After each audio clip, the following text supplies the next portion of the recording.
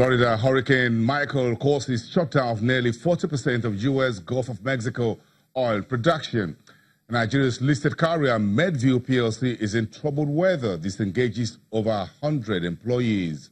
Meantime, the IMF and the World Bank are worried about the rising level of capital flows across the globe, in particular the emerging markets. This is Your Business Incorporated. I am Boasting Amafaya here in Lagos. Let's get the show started.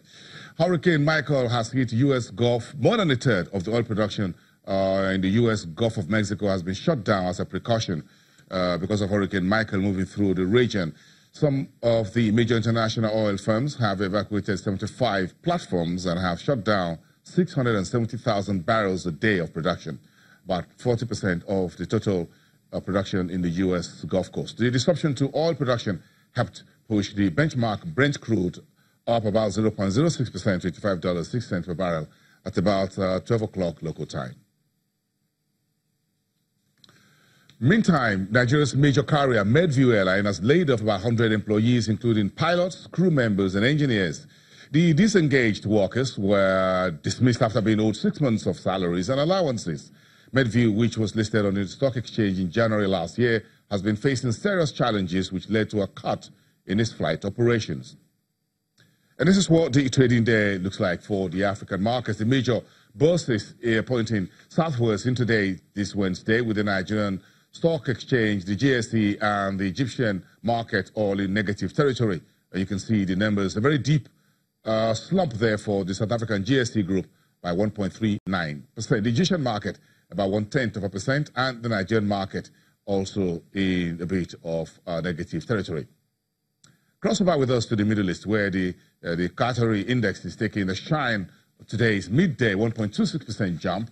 The Abu Dhabi and the Saudi markets were in negative territory. The Dubai market was up 1.28%, also intra-day. That's a bit of a snapshot there for this coming up. Okay, you can see that on your TV screen. Saudi market about 0.75% in negative territory against the rest of other major bourses within the region.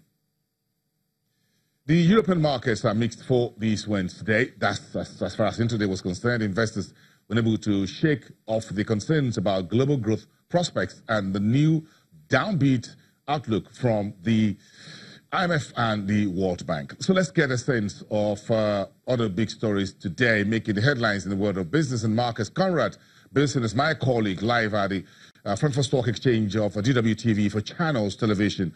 Conrad, it's good to see you. I don't know how much of this luxury goods you're chasing like the Chinese, but the LVMH has reported a very decent third quarter earnings, showing revenue up about 10% in the Chinese market because the Chinese are on a spending binge.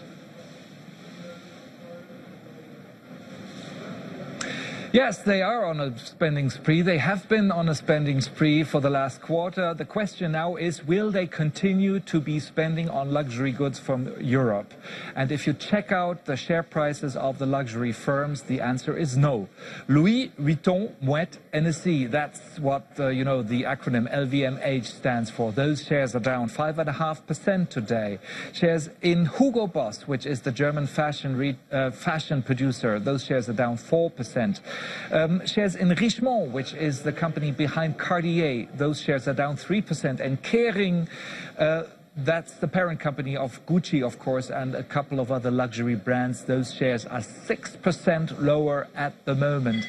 Even analysts who are optimistic because of today's strong earnings report by LVMH are warning. They are saying that despite, for example, Société Générale, the French bank, says that despite the increase and the good sales of fashion and leather goods at LVMH, impressing sales, it looks like in all parts of its business there's some cooling down happening. Morgan Stanley, the large American investment bank, came out with an analyst report today which downgraded the whole luxury sector to underweight, and Morgan Stanley explicitly says that a declining demand is expected in China because of the trade spat between China and between the United States. Of course, Morgan Stanley also is reminding us that most of those share prices had been pretty high.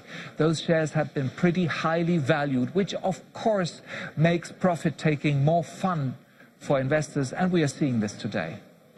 Okay, let's chase something else. Let's chase Hurricane Michael, now heading towards the U.S., Florida, Panhandle. How is the global oil market of oil firms and prices bracing for the impact any moment from now? Well, there was a swift and very quick reaction on the oil markets to the approach of Michael because, as you know, the approach of Michael itself had been rather quick and rather surprising. The Gulf of Mexico produces 17% or stands for 17% of the American oil production, for 5% of the natural gas productions. A large amount of production platforms had to be closed in the Gulf of Mexico. Staff has been evacuated from around about 80 production platforms and oil drilling rigs. So the estimate at the moment is that about 20% of the Gulf of Mexico oil production has been shut in. Meanwhile, of course, the ports had to react. The Coast Guards in the United States declared port status X-ray to the three major ports in Savannah, Georgia, Charleston, South Carolina, and Wilmington, North Carolina. Status X-ray means that inbound traffic into those ports already has been halted, while it's expected for this afternoon that those ports will be closed completely. At the same time, of course, many people who live in Florida and in the areas that are facing Michael are getting prepared for evacuation or already are being evacuated, and this has caused long lines in front of the petrol stations in those areas. The consequence of this, of course, is a swift increase in oil during the recent trading days and today, and very, very volatile trading. Oil traders are saying very active trading as well. Thank you so much for having you around today on the show. Conrad Bussen, goodbye for now, and see you again, of course, tomorrow.